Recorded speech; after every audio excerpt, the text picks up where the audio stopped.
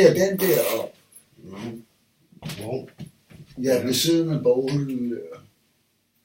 Nej, det hjælper lidt smule. Nej, solen går kraftedeme tidligere og tidligere ned efterhånden. Nå, men vi har i dag den 6. og det er jo mandag så, ikke? Så der er baskode op i den der. Nej, det er 6. Ja, mandag den 6. I 6. november, ja, hvor fanden min tur er. Klokken er lidt over kvart. Din tur? Min tur. Din tur? Min tur. Klokken er 17 over 4. Så lad mig ryge.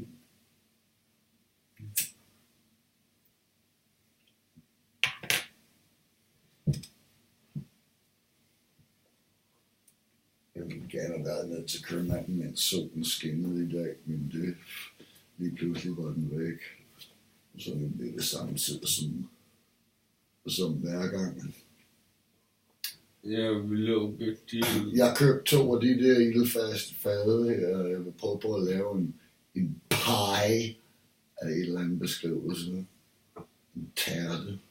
Men jeg tænker mere i retning af steak and kidney kødshit, du ved ikke hvad? Ja.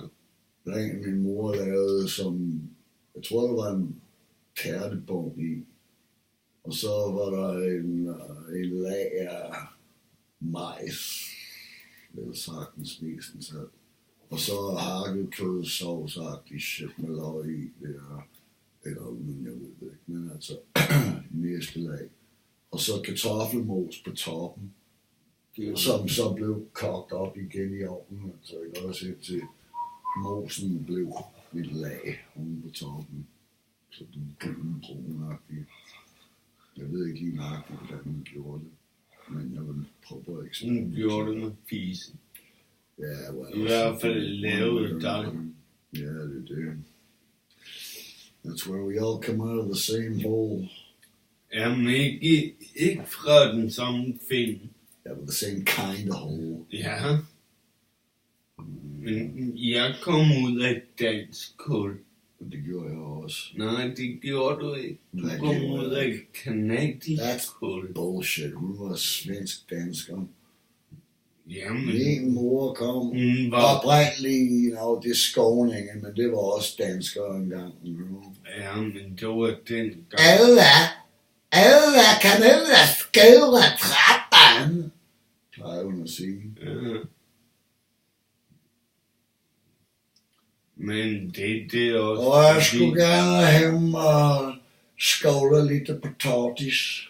Jamen, det var også fordi hun er retarderet på... Vash! Hun var retarderet på Du var ikke en sprog. skid retarderet. Jo, på Kun sprog. på kraft, der har man talt dansk, så er det plasket, mand. Jamen, hvorfor gjorde hun det? Men, ja, men hun tog pis på skånsk en hel del, altså.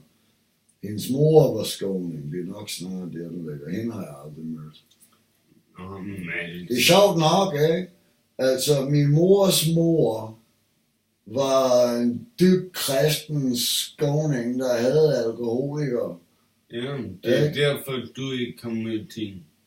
Nej, men hvad hedder det nu? Den mand, hun valgte, som fik alle 11 børn, altså, ikke også var alkoholikere. Totally, you know? Nå, men jeg har mødt din mor. Ja, okay, det tænkte jeg. Nå, men altså, jeg har mødt hende, ja, hvad var det? Det kan bare være mindst 15 år siden. Jamen altså, hun slet jo skoene i. Ja, det er på 5-6 år siden. Nej, det er ikke 9 år siden. Okay, well, du ved det måske bedre end jeg ved. Men altså, jeg mødte hende for 10 år siden. Ja, det skal nok passe. Hun har jo været forbi, måske. Men altså, det var over i Sverige. Over i hvad? I Sverige. Bollocks til dig. Bollocks, hvor kommer alt det her bullshit, du sidder og fyrer af? Det der, ja. Det er forstået. Ja, ikke det bullshit, det andet, der kommer ud af din mor. Det kommer over på Sverige. Ja, det er godt. Nå, men okay, jeg er lidt rørt over den her. Jeg håbede på, at det ville være en nulbegivenhed, men det der shit i USA der. Og så kommer der den her gut, der myrder en kirke fuld af mennesker med en skidevåben. Og jeg synes stadigvæk, at man burde have retten til at i hvert fald i USA endnu. Der er med gun robbing derovre. Altså hvis du skal have ansvarlig. Hvis du holder våben ud af hænderne på ansvarlige mennesker, så ender det jo bare med, at det kun er uansvarlige toskedanser, der er rundt med dem. You know? Det burde være en klasse, man kunne tage til eller studentereksamen eller et eller andet kursus, grundlæggende kursus i håndtering af skydevåben. Så kan du vælge, om du vil gå i militæret bagefter, eller i politiet, eller et eller andet træk. Nå, men altså, jeg har sgu haft et skydevåben. Det har jeg fandme også, og ham der stjal den sidder stadigvæk i fængsel med. Hvad? Pæk stjernen ud på en fucking stakkels taxichauffør. Jesus Christ, man. Det er det eneste gang, jeg har haft et skydevåben i hånden, det er holdt den der. Og det var en indbrud fra et sportsklub der, hvor de havde skudt, you know? Hvor han har fået hænderne i den her Webley 1-skuds præcisions. Nå, men altså, jeg vidste godt, at den var blevet røvet. Jeg vidste bare ikke. Det var her i Albersnot. Ja, jeg ved det godt. Okay, sentence. Doing life without parole, man. Ja. Turning 21 in prison, doing life without parole. Fucking idiot. Ja.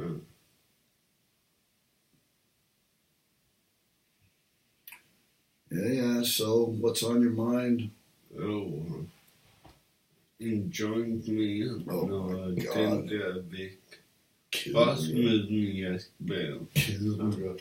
Fucking man, jeg se, der var også en fra i går, det var jo Smith, der kom med det. Ja. Og der ligger et rør på gulvet. Ja, jeg har taget den med nu. Jamen, jeg hedder ikke Smith. Nej, det ved jeg godt.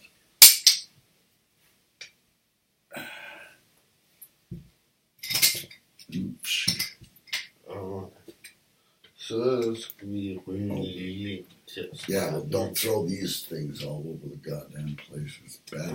Det kender. Empty bottles and empty joint rør. Det der, det er jo Smith. Det burde være pant på de her. Nå, der ligger en flaske, man skal også med til køkkenet. Det skal du. Ja, jeg skal til køkkenet, jeg skal have noget at æde. Schmidt lavede kylling i karre i går, men jeg brækkede vist nok det meste af det op. Det er jo det, man gør, når man er stiv. Nej, men... Jo, du var stiv. Ja, jeg var stiv, men jeg sagde... Altså, jeg har fået historien utallige gange fra Ja, men det var i går. Jeg har ikke set dig imellem dengang og endnu. Altså, det var hørt lignende historier. Ja, men det plejer at være sådan noget med, at du tager en halv flaske vodka eller i hovedet, lige før du æder. Så jeg kan godt forstå, at du brækker dig. Ja, det er godt med dig. Nå, men sådan plejer det jo at være. Yeah, I know. Jamen, None left. Shit. nå, men jeg kan kun sige, sådan var det i hvert fald, da jeg var herovre sidst, da Kenneth Smith han lavede. Ja, Kenneth Honors selvdestruktiv adfærd. Fuck off. Smoke yourself to death. nå, men det er jo det, man ikke kan. No, kan sagtens. Ja, med smøger kan man. Ja, det er godt. Men med has, der er det noget svagere. Well, jeg har hørt et eller andet, der sagde med, at hvis du skulle dø af en overdosis af has, så skulle du have i hvert fald 1 gram per kilogram af dit vægt. Ja. Okay, men altså, du kan godt æde 60 gram, 65 gram has, og you'd probably survive. Jamen, You'd get stoned, but you'd vejer du 65 kilo, Ja.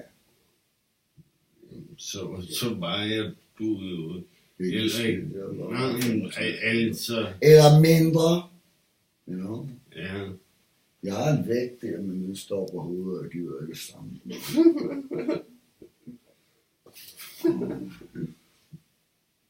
Hey, Brygge. Where's the goddamn pillar? Oh, There. Yeah, well, we're still recording. 10 minutter.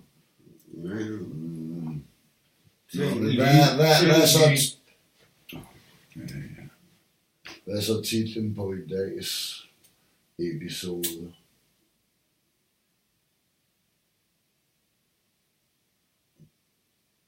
It was super fucking good. You're in the studio. You're in the Kenny and Mick studio. The Kenny and Mick Show. Kenny and Mick Show. Yeah. For whatever that's worth, 2017. Yeah. 6th of November. Yeah. Time now being 16:28. That's the name. Well, that's the time. This is the Now Show. What's happening right now? Well, it was sunny today and I didn't even get outside. Fuck.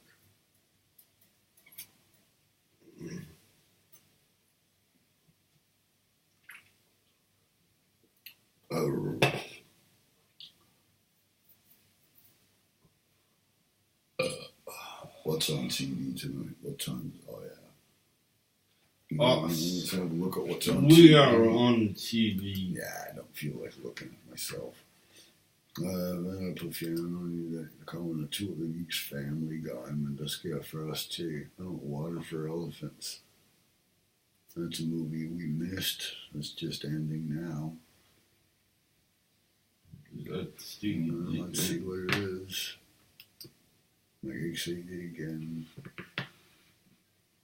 Then I have one of a type. You know, the slutning. Yeah. Marlena cried for days. Who the fuck is he? We owed Rosie our whole lives. And Marlena? God, who's got seasons and sick for film. My Marlena died in her bed. Oh yeah, it's Water for Elephants, the thing. Obviously, Still beautiful though. we're probably gonna get copyright issues.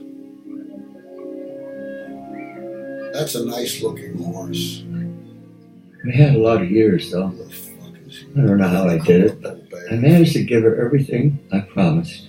And boy, That's was Mackey's dude. I'm telling you. Oh, Popped out where she had bad and she really did. Well, oh, Doctor Are you Who, hiring me? varför kickar klippet det? Jesus. I don't know. What about your health? There's nothing wrong with me. I'm just old.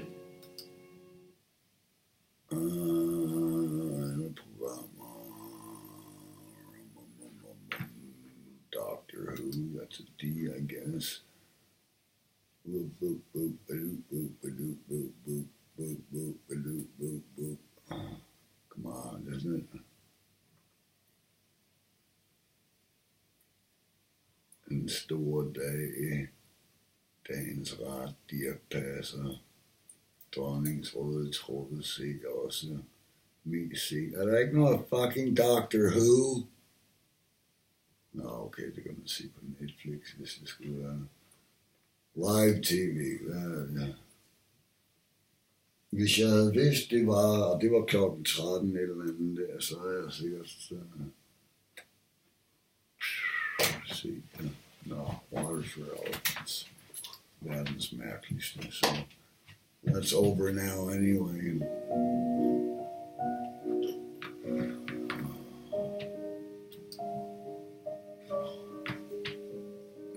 What a nice little dog. Nå ja, min storebror, min afdøde storebror tog en gang hans unger ned til cirkuset, da det kom over på så var han kendt gafferne til på cirkuset, og de havde elefanter med, eller i hvert fald en elefant. Ja, så Men altså, min bror var ude at skaffe et eller andet. Ja. Og så fik han ungerne, involveret i det her elefant, og det viste sig at være mere traumatisk for dem, det var underholdende.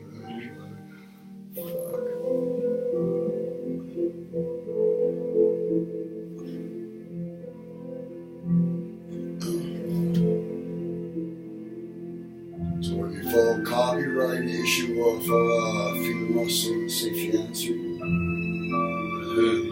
Ja, hvis du taler sådan der om det. Ja, vi sidder der og kommenterer, hvad der er.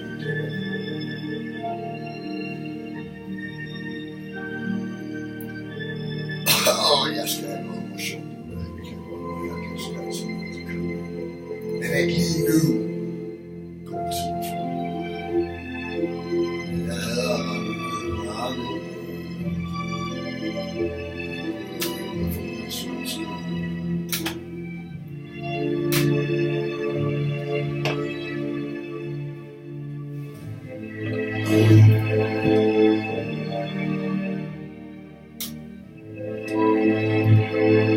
Jeg tror, jeg påstår den her som 2 individer gjorde fjernsyn.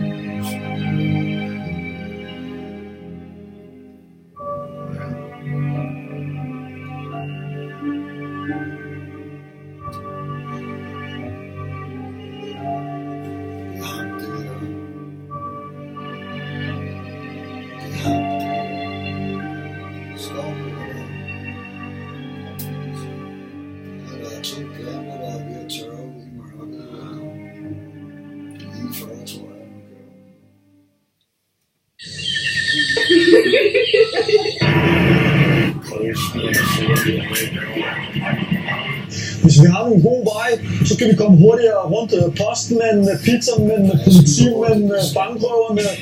De 2 drenge på kanten gør sig klar til kommunalvalget. Større klassen kalder bedre computer. Jeg har lavet mange nedskæringer. Jeg har lavet mange tilpasninger. Det er politikersnak, man. Jan skal også, man. Dennis og Valdemar på kanten af kommunalvalget i aften på DR3. Skal du have overlæggeren? Ja, på et tidspunkt i mit liv, hvor altså ikke særlig hygge med, ikke? Jeg kan ikke blive ved med at spille fodbold, og så tjene penge på det. Det skal ikke stå stille. Selvfølgelig, det siger sig selv. Først tror jeg, det er en eller anden, så tror jeg, det er andet. Det skal jeg prøve at lave 37 timer og få Det er lidt mærkeligt, at du er 37 år, men Umagen kommer i aften 21.30 på DR3. lad os så komme i gang, Egon. Hvad stikker der i Australien, og hvorfor planter man albatrosser i blomsterkrukker på kysten i New Zealand? Nu ser vi på nogle af verdens mærkeligste skæbninger. We live in a very weird world. Damn right. The more we discover about our planet, the stranger it gets. Every day, new stories reach us. Stories that surprise us. What is that? Shock us. Sometimes even scare us. Oh my God. We've scoured the globe to bring you the most curious creatures. The most extraordinary people. I can stick almost anything to my skin without no glue. And the most bizarre behavior.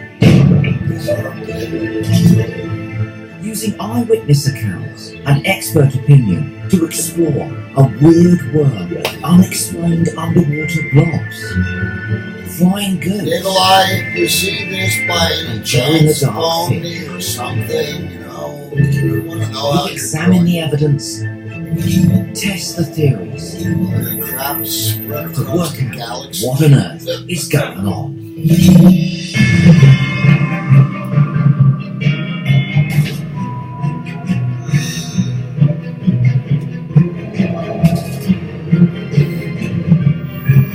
Yeah, post på Facebook. In this episode, we'll discover why goats might fly, uncover hidden messages in ancient cave art, and find out why albatross chicks are being planted in flower pots. But first, let's meet some of the world's weirdest weaponized wonders. Bondi Beach, Australia. People come here to surf, to sunbathe, and to be seen. But in April 2015, this seaside sanctuary was to become the scene of a coastal crisis. So I ended up having trouble breathing, and I started to get chest pains. I've never felt anything like that before.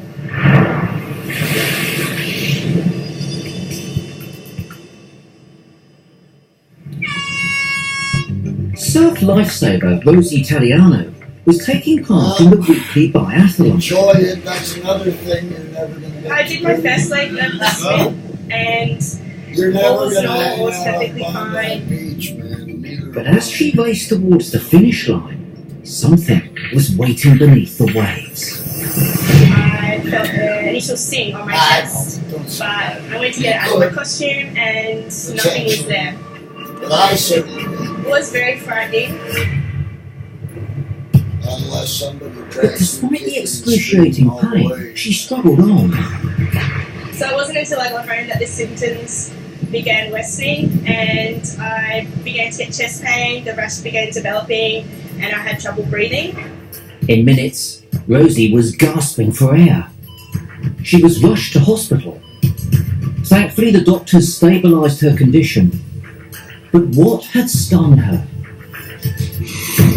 What was this aquatic assailant? Well, in Australian waters, there's no shortage of potential culprits. On the sea floor, anemones and sea urchins cling to rocks, some armed with a paralysing neurotoxin.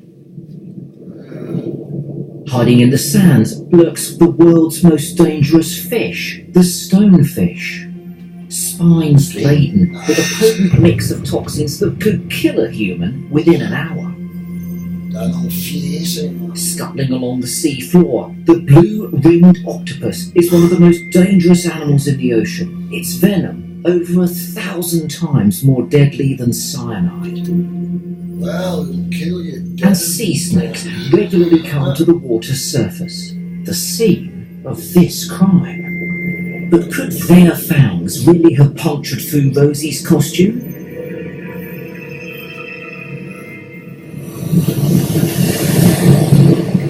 Well, Rosie had a theory of her own. Originally I thought it was just a blue bottle, but there were no warnings that day of any stingers in the ocean. These infamous jellies, the Portuguese man-o'-war, or blue bottles as they're known in Australia, can float in shoals of up to 1,000, causing carnage when they come close to the shore. Responsible for more recorded stings than any other species, they inflict painful streaks when their tentacles, sometimes up to 50 metres long, wrap themselves around unsuspecting swimmers. But for Rosie, the evidence just didn't stack up. With a blue bottle sting, the rash usually is a welt size with white appearance, but with this it was a very dotty red rash, quite different from the blue bottle. So, with all the usual suspects ruled out, the source of Rosie's sting was still a mystery. But about the same time, some very strange videos had started surfacing on the internet. Yes, just 2 months earlier, this bizarre creature was washed up on the beach just a few hundred kilometres to the north. And this one had been found near Brisbane. I don't know what the hell that is, but it looks like a piece of jewelry. Millions of people watch these videos online, all asking the same question. What on earth are they? Aliens! These animals are so weird that people didn't really know what to make out of them. The jewelry. they're so weird looking and they almost look like they're alien organisms. Somebody proposed that they were insects. Somebody else proposed that they were juvenile sharks. And it wasn't until much more recently and people realized that they were mollusks and they were sea slugs. Sea slugs. Yes, these tiny animals are blue sea dragons, a kind of nudibranch or sea slug. Man, that's interesting. They come from a truly bizarre family of brightly coloured marine gastropods. Gastropods. There's a new word. Most of them live on the bottom of the ocean, grazing on anything from corals to anemones, and even other sea slugs. But the blue sea dragon dines on something entirely different. Blue sea dragons feed primarily on the Portuguese man of war, which is one of the most venomous organisms in the water. What they can do is they can steal that defensive mechanism that the man of war has and utilize them for their own defense. The blue sea dragon lives at the ocean's surface, Kenny and which Mitch puts show it at the scene of the for crime, November. and it has the right weapon too. 6th. You see, See you it does next time, something folks. few other animals would dare. See you next time.